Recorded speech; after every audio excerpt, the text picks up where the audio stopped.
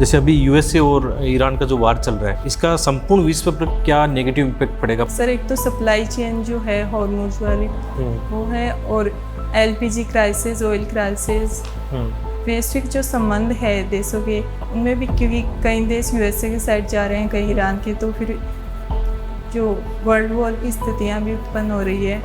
Technology agriculture में कैसे help कर सकती है? सर टेक्नोलॉजी जैसे कि ड्रोन, नेमो ड्रोन, उनकी मदद से जैसे फर्टिलाइजर का छिड़काव किया जा सकता है। आपने कोई ऐसे अपने घरेलू स्तर पर ऐसा एग्जांपल देखा है जो टेक्नोलॉजी हेल्प कर रही है? आप एक किसान फैमिली से आते हैं, यस सर। तो अल नीनो आपकी फैमिली को या आपको कैसे डिस्टर्ब करेगा? बरसात कम होगी तो फिर वो फसल पर इम्पेक्ट पड़ेगा। तो बेसिकली जो भारत में ड्रोट आता है, सूखा आता है, तो इसका रीजन मेनली अल नीनो होता है या अदर फैक्टर भी होते हैं कुछ? आपको लगता है ये ज़रूरी है सिविल सर्विसेज के लिए? तो आप ईमानदारी और सत्यनिष्ठा, आप अपने आप को कितने 10 में से कितने नंबर दोगे इनके लिए, इन वैल्यूज़ के लिए?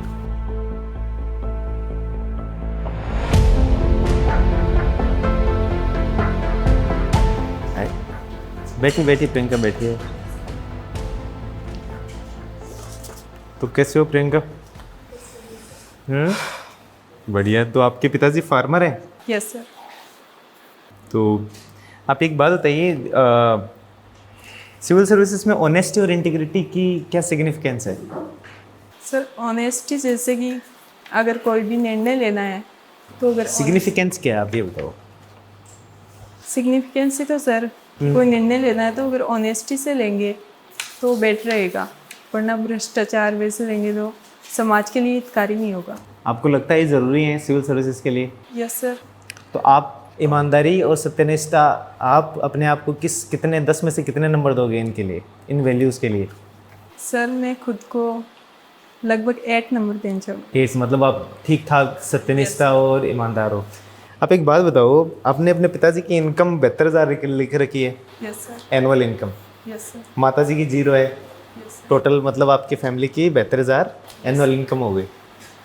तो आप एक अच्छे इंस्टीट्यूट में पढ़ रहे हो जिसकी शायद फीस ही लाख 1.5 लाख रुपए होगी। नहीं सर, स्कॉलरशिप वगैरह मिल रही है। स्कॉलरशिप मिला हुआ आपको? अच्छा है, गवर्नमेंट स्कूल में पढ़े हुए हैं, ये अच्छी ठीक है, अच्छा वेरी गुड। अच्छा है इनका परफॉर्मेंस।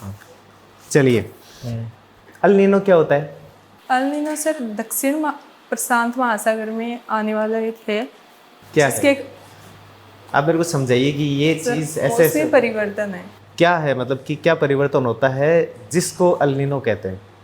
सर इसके कारण जो भारत है उसमें सूखे जैसी स्थिति उत्पन्न हो जाती है, मतलब कम बरसात होती है। अल नीनो बताइए आप मेरे को, इसके इम्पैक्ट नहीं पूछने, मतलब इसके प्रभाव नहीं पूछने, अल नीनो क्या है आप ये बताइए। सर अल नीनो के अंदर जो प्रशांत महासागर है, दक्षिणी अमेरिका के तट पर तो हो जाता है लो प्रेशर, और इंडिया और ऑस्ट्रेलिया में हाई प्रेशर उत्पन्न होता है, जिसके कारण वहाँ पे ज़्यादा बरसात और इधर कम बरसात होती है। कहाँ पर ज़्यादा बरसात होती है? दक्षिण अमेरिका। ठीक है। लो प्रेशर कैसे होता है वहाँ पर? सर लो प्रेशर तो सर जैसे कि वहाँ पे जो हवाएं हैं वो नीचे से ऊपर की ओर जाती है। 3-4 साल पहले टिड्डियाँ आई थी यहाँ पर। हाँ सर। टिड्डियों का हमला सुना आपने? जी सर। वो क्यों होता है और वो हर बार इसी डायरेक्शन, किस डायरेक्शन से आती है वो? सर मैं भी पश्चिम की तरफ से। मैं भी नहीं, आप बताइए। सर कंफर्म हूँ। तो आपको नहीं पता कि उनका ओरिजिन कहाँ है, वो क्यों होता है? सर। ठीक है। ओशियन करंट्स पता है आपको क्या होती हैं? जी समुद्री तरंगे क्या होती हैं? ओशन करंट्स जैसे सर महासागरों में चलने वाली नदी की तरह एक जलधारा। ठीक है। कितने प्रकार की होती हैं? ओशन करंट्स सर 2 प्रकार की होती है, मेनली गर्म और ठंडी। और भी कई प्रकार होते हैं? सॉरी सर मुझे नहीं पता है। ओशियन करंट चलने के पीछे क्या क्या कारण होते हैं? सर एक तो पवनों, जिस प्रकार पवन चलती है, और सर एक टेम्परेचर के हिसाब से, और सर सैलिनिटी ओशियन की। ठीक है, ठीक है। चलिए, तो आप ये बताइए कि ये जो सुएज कैनाल है, सुएज कैनाल का नाम सुना आपने? Yes sir. ये कहाँ है? सर ये भूमध्य सागर में। भूमध्य सागर में? भूमध्य सागर से इधर काला सागर को जोड़ती है। काला सागर कहाँ है? काला सागर सर यूरेशिया में, कहाँ पे? काला सागर नहीं सर, सॉरी, लाल सागर को जोड़ती है। ठीक है। और ये क्यों इम्पोर्टेंट है इंडिया के लिए? सर यहाँ से इंडिया का जो ट्रांसपोर्ट है रसिया के लिए और USA, north America, south America के लिए, वो लगभग इधर से जाता है। इससे पहले हमें अफ्रीका के नीचे से जाना पड़ता था घूम के, तो उसके कारण चलिए आप ये बताइए, साउथ चाइना सी का क्या मसला है? Sorry sir. नहीं पढ़ा। गोडाउन पक्षी, हाँ सर, गोडाउन राजस्थान का राज्य पक्षी है। इसके साथ क्या इशू है? सर इसके जो है इलीगल शिकार हो रहे हैं वो बढ़ रहे हैं, और उसके आवास में भी कमी आ रही है। क्लाइमेट चेंज आदि के कारण इनकी संख्या कम हो रही है। चलिए एक लास्ट क्वेश्चन मेरा, सीकर किन 5 चीज़ों के लिए फेमस है आप बताइए प्लीज। सर सीकर, एक तो यहाँ की हवेलियाँ काफ़ी फेमस है, नवलगढ़ की हवेलियाँ। नवलगढ़ सीकर में है? यस सर, सीकर में ठीक है। है। एक और सर यहाँ का खाटू श्याम जी का मंदिर भी काफ़ी फेमस है। जीण माता और हर्ष की पहाड़ी फेमस ये है। 2 में ही आएंगे। ठीक है। और सर यहाँ एक एजुकेशन हब के रूप में 3 फेमस है। और यहाँ का कल्चर तो सब जगह का ही होता है। है सर। और तो चलिए thank you so much sir. Please जैसे अभी अल नीनो की बात कर रहे हैं ना, तो आप एक किसान फैमिली से आते हैं, यस सर। तो अल नीनो आपकी फैमिली को या आपको कैसे डिस्टर्ब करेगा? क्या नेगेटिव इम्पैक्ट आपके ऊपर आने वाले हैं? नेगेटिव तो जैसे कि बरसात कम होगी तो फिर वो फसल पर इम्पेक्ट पड़ेगा। अच्छा, तो बेसिकली जो भारत में ड्रोट आता है, सूखा आता है, तो इसका रीजन मेनली अल नीनो होता है या अदर फैक्टर भी होते हैं कुछ? सर अदर फैक्टर तो एक नेगेटिव आईओडी जिस वर्ष आता है उस साल भी सूखा आता है। और तो सर दक्षिण पश्चिम मानसून जिस वर्ष कमज़ोर होता है उस वर्ष भी सूखे की स्थिति देखी जा सकती है। जो जलवायु परिवर्तन आजकल जैसे हो रहा है ना, काफ़ी चर्चा में है, तो जलवायु परिवर्तन के क्या वास्तव में जो इम्पेक्ट है वो आप लोग महसूस करने लगे उसके, या ऐसा केवल अभी बात महसूस तो कर रहे हैं। जैसे कि इस वर्ष गर्मी अप्रैल में भी काफ़ी ज़्यादा बढ़ रही है। और मानसून पर क्या इम्पेक्ट पड़ा इसका? मानसून सर जलवायु परिवर्तन के कारण ही, जैसे कि चक्रवाती स्थितियाँ बढ़ रही है और बरसात ज़्यादा हो रही है और गर्मियाँ तेज हो रही है, और जो मौसमी परिवर्तन है, जैसे कि सर्दियों में ज़्यादा सर्दी नहीं पड़ रही। ओके, जैसे अभी यूएसए और ईरान का जो वार चल रहा है, यस सर। इसका संपूर्ण विश्व पर क्या नेगेटिव इम्पैक्ट पड़ेगा? 5 पॉइंट बताइए, नकारात्मक प्रभाव बताने आपको। नकारात्मक सर, एक तो सप्लाई चेन जो है हॉर्मोज वाली वो है, और एलपीजी क्राइसिस, ऑयल क्राइसिस, और बाकी और सर वैश्विक जो संबंध है देशों के, उनमें भी, क्योंकि कई देश यूएसए के साइड जा रहे हैं, कई ईरान के, तो फिर जो वर्ल्ड वॉर की स्थितियाँ भी उत्पन्न हो रही है। सर इतनी 1-2 पॉइंट और सोच के बताओ।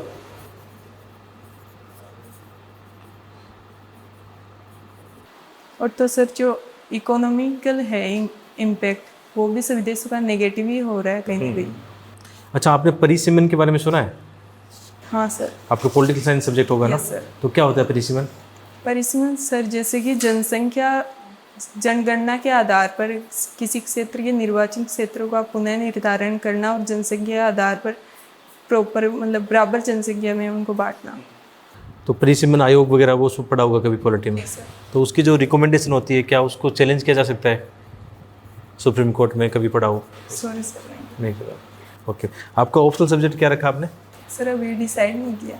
अभी डिसाइड नहीं किया। आपका हिंदी मीडियम है? Yes sir. ओके, चलो ठीक है सर। कि प्रियंका, आपने सिविल सर्विसेज में आने का निर्णय किन फैक्टर्स पे आधार पर सोचा कि आप सर उसे एक तो मेरा ड्रीम भी है सिविल सर्विस में आने वही का। जानना चाह रहे हैं, ड्रीम क्यों है? सर क्योंकि यहाँ पे मुझे अलग अलग सेक्टर्स में काम करने का मौका मिलेगा जो शायद किसी और जॉब में नहीं मिलता। सेक्टर्स तो बहुत जॉब्स में मिल जाएंगे आपको, नहीं और वो सर, सेक्टर्स क्या हैं? जैसे कि सर एजुकेशन हो गया, वुमेन हो गया, और स्वच्छता, समाज सेवा, सारे क्षेत्र है। पॉलिटी में शेड्यूल 8 के बारे में आपने पढ़ा है? Yes sir. क्या है उसमें प्रोविजन? सर उसमें 22 भाषाओं को भारत की संविधान संविधान के अंतर्गत मान्यता दी गई है। और राजस्थानी भाषा उसमें है एडेड? नहीं सर। तो अभी हाल ही में विवाद चल रहा था कि हमें राजस्थानी लैंग्वेज उसको मान्यता देनी है, आपका क्या विचार है उस पर? सर राजस्थान मतलब कि राजस्थान में भी प्रॉपर सभी की लैंग्वेज नहीं है। पहले तो मैं ये जानना चाह रहा हूँ, आप क्या पॉइंट ऑफ व्यू रखते हैं, ऐड किया जाना चाहिए या नहीं? सर पूरी तरह से नहीं कह सकते कि ऐड किया ही जाना नहीं, चाहिए। हाँ या ना, मतलब करना चाहिए या नहीं करना चाहिए? सर करना चाहिए कि मेरी खुद की भाषा भी राजस्थान। तर्क दीजिए इसके ऊपर। सर तर्क क्योंकि राजस्थान क्षेत्रफल की दृष्टि से सबसे बड़ा राज्य है, तो यहाँ के जो इंडिया की जो परसेंटेज है लोगों का वो भी काफ़ी ज़्यादा है, तो भी राजस्थान को भी मान्यता दी जानी चाहिए। तो राजस्थान के अंदर जैसलमेर का एरिया सबसे बड़ा है और जैसलमेर की एक भाषा फिर बना देंगे अपन उसके अंदर, अगर एरिया के वाइज ही जाएँ तो सर जैसलमेर में भी तो मेनली राजस्थान ही है। नहीं, राजस्थान में सब टाइप और आ जाएगा ना, एरिया एक फैक्टर नहीं हो सकता। और कोई चीज़ आपके माइंड में आ रही है? और सर यहाँ की जो संस्कृति है उसको भी बढ़ावा मिलेगा। ठीक है। आपके पापा जी एग्रीकल्चर में काम कर, फार्मर है ना? जी सर। तो एग्रीकल्चर में आप भी परिवार से जुड़े हुए कार्यों में हेल्प करते रहेंगे होंगे, तो क्या इश्यूज आपने देखे हैं? कोई 3 इश्यूज आप बताएं भारतीय कृषि में। सर एक तो सिंचाई की जो है, सिंचाई के लिए जल उसकी बहुत कमी है। क्या है सिंचाई का? सर जो भूजल है उसमें कमी आ रही है लगातार, तो जितना जोत क्षेत्र है उसमें प्रॉपर सिंचाई नहीं हो पा रही। ठीक है, वाटर इश्यूज हो गए। सेकंड? और सर दूसरा जो उचित दाम है फसलों के वो नहीं मिल पा रहे किसानों को। और सर तीसरा जो किसानों की जोत है वो बिखरी हुई है, मतलब एक किसान की कई जगह है, एक जगह नहीं है। न्यूनतम समर्थन मूल्य आपने पढ़ा है इकोनॉमी में? Yes sir. अभी आप बता रही हैं कि उचित दाम नहीं मिल रहा है, तो वो मिनिमम सपोर्ट प्राइस का कॉन्सेप्ट है। सर मिनिमम सपोर्ट प्राइस मतलब सरकार ये गारंटी देती है कि कम से कम इस दर पर तो आपकी फसल खरीदी जाएगी। कितने फसलों के लिए दिया जाता है? सर 22 या 23। ठीक है। टेक्नोलॉजी एग्रीकल्चर में कैसे हेल्प कर सकती है? सर टेक्नोलॉजी जैसे कि ड्रोन, नेमो ड्रोन की मदद से जैसे फर्टिलाइज़र का छिड़काव किया जा सकता है। और सर इसकी कॉस्ट भी मतलब घटाई जा सकती है। आपने कोई ऐसे अपने घरेलू स्तर पर ऐसा एग्जांपल देखा है जो टेक्नोलॉजी हेल्प कर रही है? सर टेक्नोलॉजी जैसे कि सर पहले तो पारंपरिक पद्धति से जैसे फसलें निकालने के लिए आजकल थ्रेसर वगैरह आ गए हैं, तो फिर कॉस्ट कम आ रही है। ठीक है, थैंक यू प्रियंका। एक आपने कॉपी में ये लिखा हुआ है TMKOC वॉचिंग, ये क्या है? तारक मेहता का। अच्छा, हाँ इसको पूरा लिखना, वहाँ पे शॉर्ट फॉर्म यूज़ नहीं करना। इंटरव्यू हो गया आपका।